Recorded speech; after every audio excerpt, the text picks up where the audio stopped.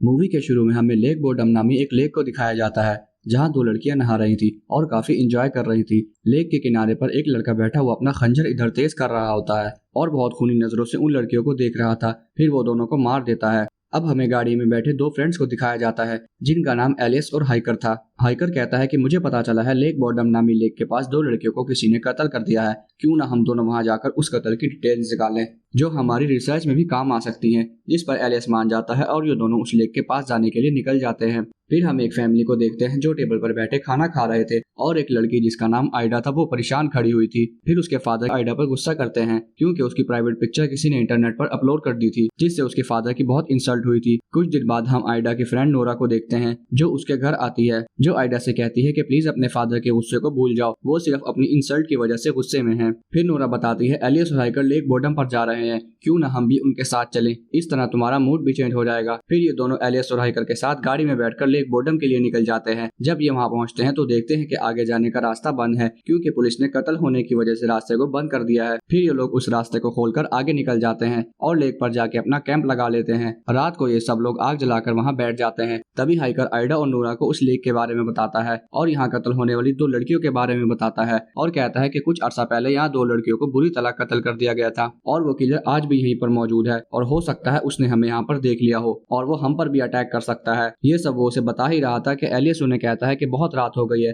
अब हमें सो जाना चाहिए। फिर ये लोग सोने चले जाते हैं। आइडा की नजर झील की दूसरी तरफ पड़ती है तो उसे वहाँ कुछ अजीब दिखाई देता है। ये बात वो एलिस को बताता है तो वो कहता है कि हॉरर स्टोरी सुनकर तुम डर गए हो, ऐसा कुछ नहीं है। ये सब कैंप में चले जाते हैं लेकिन आइडा झील के पास नहाने चली जाती है और उसे फील होता है जैसे उसे कोई देख रहा हो। जब ये पीछे की तरफ देखती है तो वहाँ एलिस छुपकर इसे देख रहा था। एलिस को देखकर आइडा को बहुत बुरा लगता है तो वो नाराज होकर कैंप में आ जाती है जहाँ ये सब सोने लगते हैं। तभी आइडा को कुछ अजीब फील होता है तो वो एलिस को बताती है। एलिस कहता है कि मैं बाहर जाकर देखता हूँ। उसे बाहर गए काफी देर हो जाती है लेकिन एलिस वापस नहीं आता। वो सब डर जाते हैं, उन्हें लगता है कि एलिस को कुछ हो गया। वो सब डर की वजह से बाहर नहीं जा रहे थे। तभी एलिस वहाँ आकर सबको डरा देता है। फिर नोरा कहती है मैं वॉशरूम करने जा रही हूँ तो एलिस भी उसके पीछे चला जाता है ताकि वो डर ना जाए। पीछे आइडा और हाइकर कैंप में अकेले रह जाते हैं और बातें करने लगते हैं। अचानक उनके कैंप पर एक दरख्त आकर गिरता है और वो दोनों डर जाते हैं। हाइकर कहता है डरो नहीं, ये भी एलिस की हरकत हो सकती है, वो बहुत नॉटी लड़का है। फिर हाइकर बाहर जाता है तो देखता है तो उसे वहाँ कोई नजर ही नहीं आता।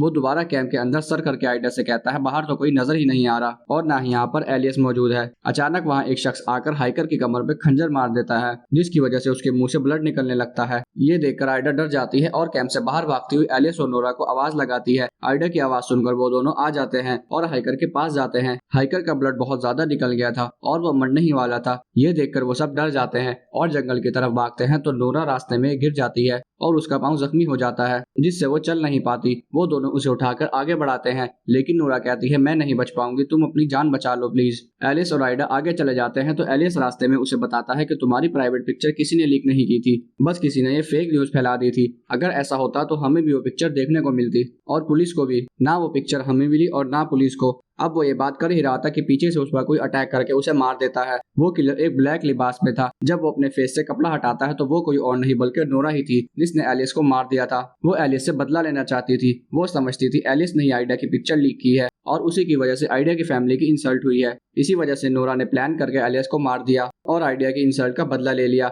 आइडिया कहती है तुमने एलिस को कत्ल किया है, लेकिन हाइकर को किसने कत्ल किया है? जिस पर नोरा कहती है मुझे नहीं पता। अब जल्दी करो, इन दोनों लाशों को उठाकर लेक में फेंक देते हैं और हम दोनों यहाँ से निकल जाते हैं। फिर वो स्पेशल सूट पहनकर लाशों को एक बैग में पैक करके लेक में फेंक देते हैं और वापस आकर गाड़ी में बैठ जाते हैं। लेकिन आकर वो देखते हैं कि गाड़ी में चाबी नहीं है। नोरा सोचती है और कहती है चाबी तो एलिस के पास थी और अब वो लेक में है और उसकी जेब में से चाबी निकालना बहुत मुश्किल काम है। अब जैसे तैसे उन्हें अपनी जान बचाने के लिए करना तो था ही। तो नोरा लेक में जाकर एलिस की बॉडी से चाबी निकाल लेती है और वापस आकर गाड़ी में बैठ जाती है और ये दोनों वहाँ से निकल जाते हैं। रास्ता में आइडिया बहुत परेशान लग रही थी। उसे एलिस की सारी बातें याद आ रही थी। वो ये बात नोरा से भी शेयर कर देती है तो नोरा कहती है एलिस सच बोल रहा था, तुम्हारी पिक्चर्स किसी ने लीक नहीं की थी, ये बस एक फेक न्यूज थी जो मैंने ही फैलाई थी। ये सुनकर आइडा को बहुत गुस्सा आता है और वो नोरा से कहती है कि तुमने ऐसा क्यों किया? जिस पर नोरा कहती है तुम एलिस को लाइक करने लगी थी और जब भी मुझे मिलती थी तुम हर वक्त उसी की बातें किया करती थी जिससे मुझे एलिस पर गुस्सा आता था और मैंने तुम्हें एलिस से दूर करने के लिए पिक्चर वाली बात फैला दी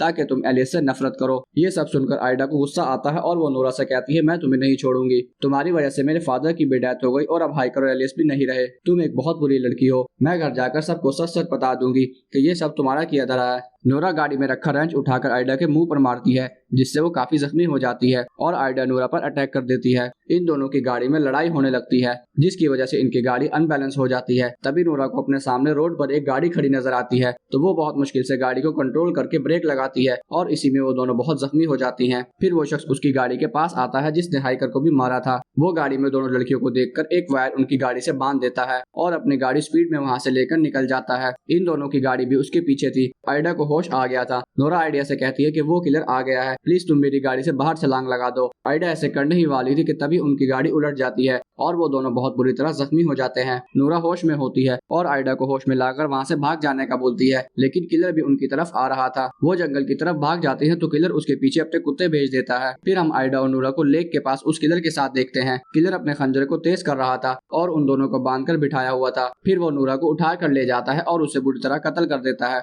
हाइकर की बात बिल्कुल सच थी। ये वही किलर था जिसने कुछ अरसे पहले 2 लड़कियों को लेक पर कत्ल किया था और यहाँ पर हर आने वाले शख्स को मार देता था। फिर वो किलर आइडा को नहीं मारता और अगली सुबह आइडा को उसके घर के बाहर छोड़कर चला जाता है। आइडा ब्लड में भरी हुई थी, जिससे ये साबित होता है कि आइडा ने अपनी पिक्चर लीक करने पर तमाम दोस्तों को मार दिया और सब कत्ल का इल्जाम भी आइडा पर लग जाता है और पुलिस उसे पकड़कर ले जाती है। और यहीं पर इस मूवी का एंड हो जाता है। Thanks for watching.